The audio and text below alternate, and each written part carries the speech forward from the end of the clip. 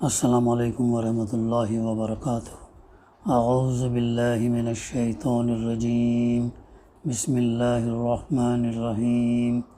فاصبر علی ما یقولون وسبح بحمد ربک قبل طلوع الشمس وقبل الغروب ومن اللیل فسبحہ وادبار السجود۔ صدق اللہ العلی العظیم۔ رب اشرح لی صدری ویسر لی امری واحلل عقدۃ من لسانی یفقہوا قولی رب زدنی علما۔ سورہ قاف کی تفسیر کا سلسلہ الحمدللہ جاری ہے۔ ابھی ہمارے مطالعے میں انشاءاللہ آیت نمبر 39 اور 40 ہم کریں گے۔ اس سے پہلے جن آیتوں کا مطالعہ الحمدللہ ہم کرے ہیں، اس میں اللہ سبحانہ وتعالیٰ نے فرمایا کہ ہم نے زمین اور آسمانوں کو اور ان کے درمیان کی ساری چیزوں کو 6 دنوں میں پیدا کیا۔ تو زمین اور آسمانوں اور بلکہ اس کے درمیان کی ساری چیزوں کو اللہ تعالیٰ نے 6 دنوں میں پیدا کر دیا، اور ہمیں کوئی تکان لاحق نہ ہوئی۔ یہ کرنے کے بعد کوئی تکن وغیرہ لاحق نہ ہوئی۔ بس اے نبی صلی اللہ علیہ وسلم، جو باتیں یہ لوگ بناتے ہیں ان پر صبر کرو۔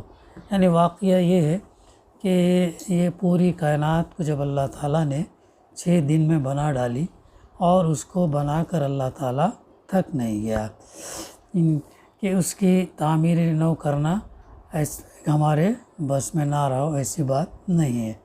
اب اگر یہ جو لوگ نادان ہیں تم سے زندگی بعد موت کی خبر سن کر اللہ کے رسول صلی اللہ علیہ وسلم کا مذاق اڑا رہے ہیں اور تمہیں دیوانہ قرار دیتے ہیں، تو اللہ تعالیٰ فرماتا ہے کہ اس پر صبر کرو، ٹھنڈے دل سے ان کی ہر بیہودہ بات کو سنو، اور جس حقیقت کے بیان کرنے پر تم مامور کیے گئے ہو اسے بیان کرتے چلے جاؤ۔ یعنی اللہ کا کلام، اللہ کا پیغام جو آپ صلی اللہ علیہ وسلم کو بیان کرنا ہے، پہنچانا ہے، اور یہ جو کام آپ کو دیا گیا ہے وہ کرتے چلے جاؤ۔ اس آیت میں ضمناً ایک لطیف طنز یہود اور نصارہ پر بھی ہے، جن کی بائبل میں افسانہ گھڑا گیا کہ اللہ نے 6 دنوں میں زمین اور آسمان کو بنایا اور 7ویں دن جو ہے آرام کیا۔ یہ تذکرہ جو ہے تو بائبل میں اس کا تذکرہ ملتا ہے کہ اللہ تعالیٰ تھک گیا۔ اگرچہ اب مسیح پادری اس بات پر شرمانے لگے اور انہوں نے کتاب مقدس اردو ترجمے میں آرام کیا کہ لفظ کو بدل کر فارغ ہوا سے بدل دیا، مگر کنگ جیمز کی مستند انگریزی بائبل میں لکھا ہے and he rested on the 7th day, یعنی 7ویں دن اس نے آرام کیا۔ اور یہی الفاظ اس ترجمے میں بھی پائے جاتے ہیں جو 1954 میں یہودیوں نے فلیڈلفیا سے شائع کیا۔ تو اس طریقے سے یہ لوگوں نے اس کا مذاق بنایا، پھر بعد میں خود شرمندہ بھی ہوئے۔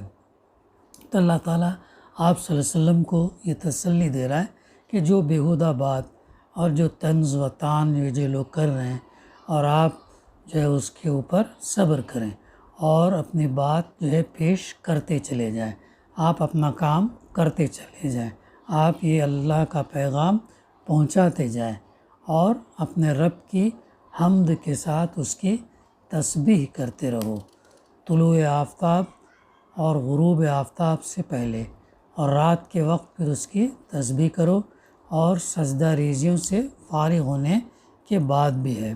دراصل یہ وہ ذریعہ تفسیر ہے جس سے آدمی کو طاقت حاصل ہوتی کہ دعوت حق کے راستے میں اسے چاہے کیسے ہی دل شکن اور روح فرسا حالات سے سابقہ پیش آئے، اور اس کی کوششوں کا چاہے کوئی ثمرہ بھی حاصل ہوتا نظر نہ آئے، پھر بھی وہ کیا ہے، پورے عزم کے ساتھ زندگی بھر کلمہ حق بلند کرنے اور دنیا کو خیر کی طرف بلانے کی کوشش جاری رکھے۔ رب کی حمد اور اس کی تسبیح سے مراد یہاں نماز ہے، اور جس مقام پر بھی قرآن میں حمد اور تسبیح کو خاص اوقات کے ساتھ مخصوص کیا گیا وہاں اس سے مراد جو ہے نماز ہی ہوتی ہے۔ طلوع آفتاب سے پہلے فجر کی نماز ہے، غروب آفتاب سے پہلے 2 نمازیں ہیں، ایک ظہر اور دوسری عصر، رات کے وقت مغرب اور عشاء کی نمازیں ہیں، تیسری تہجد بھی رات کی تسبیح میں جو ہے وہ شامل ہے۔ پھر یہ بھی ہمارے مطالعے میں بات آئی کہ ایک مرتبہ حضرت ابو ہریرہ رضی اللہ کی روایت ہے کہ غریب مہاجرین نے حاضر ہو کر عرض کیا، یا رسول اللہ، مالدار لوگ تو بڑے درجے لوٹ لے گئے۔ حضور صلی اللہ علیہ وسلم نے فرمایا، کیا ہوا؟ انہوں نے عرض کیا، وہ بھی نمازیں پڑھتے ہیں جیسے ہم پڑھتے ہیں، اور روزے رکھتے ہیں جیسے ہم رکھتے ہیں، مگر وہ صدقہ کرتے ہیں اور ہم نہیں کر سکتے، وہ غلام آزاد کرتے ہیں اور ہم نہیں کر سکتے۔ تو رسول اللہ صلی اللہ علیہ وسلم نے فرمایا، کیا میں تمہیں ایسی چیز بتاؤں جسے اگر تم کرو تو تم دوسرے لوگوں سے بازی لے جاؤ گے، بجز ان کے جو وہی عمل کریں جو تم کرو گے۔ وہ عمل یہ ہے کہ تم ہر نماز کے بعد 33 مرتبہ سبحان اللہ، الحمدللہ اور اللہ اکبر 34 مرتبہ کہو۔ کچھ مدت کے بعد ان لوگوں نے عرض کیا کہ ہمارے مالدار بھائیوں نے بھی یہ بات سن لی ہے اور وہ بھی یہ عمل کرنے لگے۔ اس پر آپ صلی اللہ علیہ وسلم نے فرمایا، ذالک فضل اللہ یؤتیہ من یشاء۔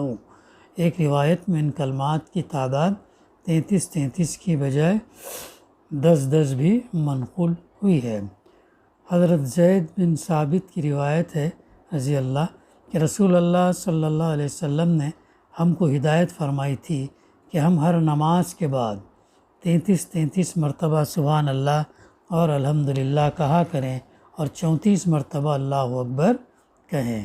بعد میں ایک انصاری نے عرض کیا، میں نے خواب میں دیکھا ہے کوئی کہتا ہے کہ اگر تم 25 مرتبہ یہ 3 کلمے کہو اور پھر 25 مرتبہ لا الہ الا اللہ کہو تو یہ زیادہ بہتر ہوگا۔ تو اللہ کے رسول صلی اللہ علیہ وسلم نے فرمایا، اچھا اسی طرح کیا کرو۔ ایک اور حدیث میں حضرت ابو سعید خدری رضی اللہ کہتے ہیں کہ رسول اللہ صلی اللہ علیہ وسلم نماز سے فارغ ہو کر جب پلٹتے تھے تو میں نے آپ کو یہ الفاظ کہتے سنا، سبحان ربک رب العزت عما یصفون وسلام علی المرسلین والحمد للہ رب العالمین۔ اس کے علاوہ بھی ذکر بعد الصلاۃ کی متعدد صورتیں رسول اللہ صلی اللہ علیہ وسلم سے منقول ہوئی۔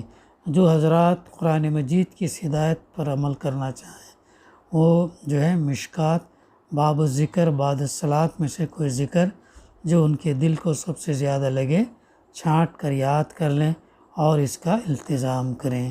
رسول اللہ صلی اللہ علیہ وسلم کے اپنے بتائے ہوئے ذکر سے بہتر اور کون سا ذکر ہو سکتا، مگر یہ خیال رکھیں کہ ذکر سے اصل مقصود چند مخصوص الفاظ کو زبان سے گزار دینا نہیں ہے، بلکہ ان معنی کو ذہن میں تازہ اور مستحکم کرنا ہے جو ان الفاظ میں بیان کیے گئے۔ اس لیے جو ذکر بھی کیا جائے اس کے معنی اچھی طرح سمجھ لینے چاہیے اور پھر معنی کے استحضار کے ساتھ جو ہے ذکر کرنا چاہیے، سوچ سمجھ کر جو ہے پھر اس کا ورد اور اس کا ذکر اور اس کی تلاوت کرنا ہے۔ ایک حدیث میں اللہ کے رسول صلی اللہ علیہ وسلم نے فرمایا، کیا میں تمہیں نہ بتاؤں کہ اللہ کے نزدیک سب سے پسندیدہ کلام کیا ہے؟ تو اللہ کے نزدیک سب سے زیادہ پسندیدہ کلام سبحان اللہ و بحمدہ ہے۔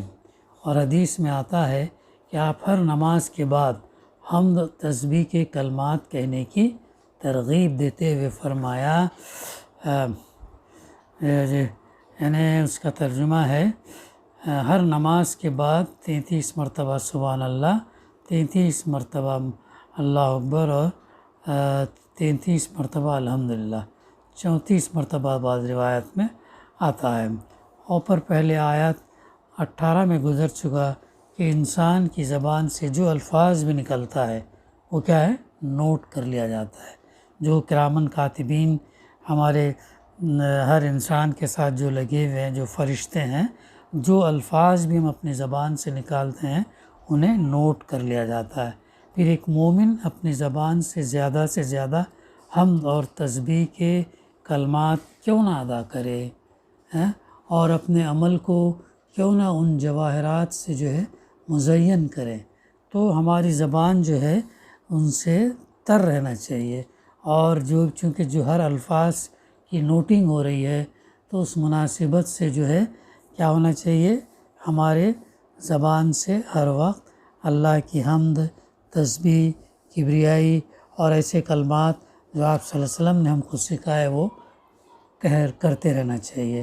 کم سے کم استغفار، لا الہ الا انت سبحانک انی کنت من الظالمین، استغفر اللہ ربی من کل ذنب واتوب الیہ، سبحان اللہ بحمدہ سبحان اللہ العظیم، پھر یہ کلمات جو ہے ہم کہتے رہنا چاہیے تاکہ اس کا جو ہے ہم کو اجر ملے، اور ہر وقت جو ہے اللہ کی یاد سے ہماری زبان، ہمارا قلب اور دماغ جو ہے کیا رہے، اس سے تر رہے۔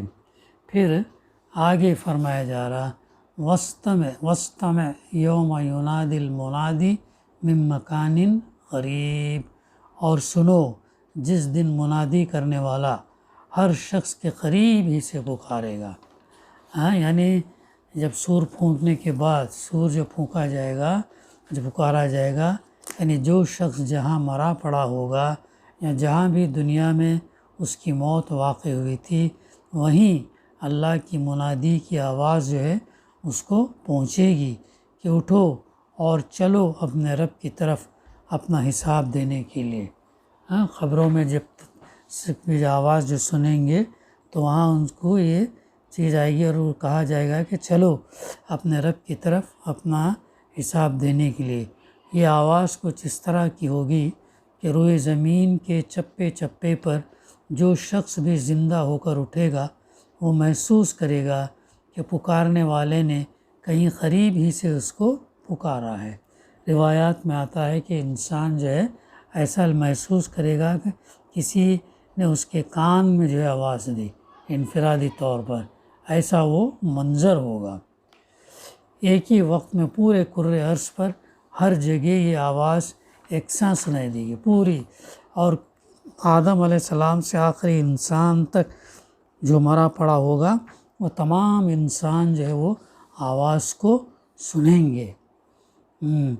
تو عالم آخرت میں زمان، اس سے بھی کچھ اندازہ ہو سکتا کہ عالم آخرت میں زمان اور مکان کے اعتبارات ہماری موجودہ دنیا کی بنسبت کس قدر بدلے ہوئے ہوں گے، اور کیسی قوتیں کس طرح کے قوانین کے مطابق جو ہے وہاں کار فرما ہوں گی۔ پھر یہ اور بھی اس کے اندر جو ہے باتیں ہیں، انشاءاللہ ہم اس کا آئندہ جو ہے مطالعہ رکھیں گے۔ دعا ہے کہ اللہ تعالی ہمیں کہنے سننے سے زیادہ عمل کرنے کی توفیق عطا کرے۔ ربنا تقبل منا انک انت السمیع العلیم وتب علینا انک انت التواب الرحیم۔ صلی اللہ تعالی علی خیر خلقہ وعلی آلہ وصحبہ اجمعین۔ الحمد للہ رب العالمین۔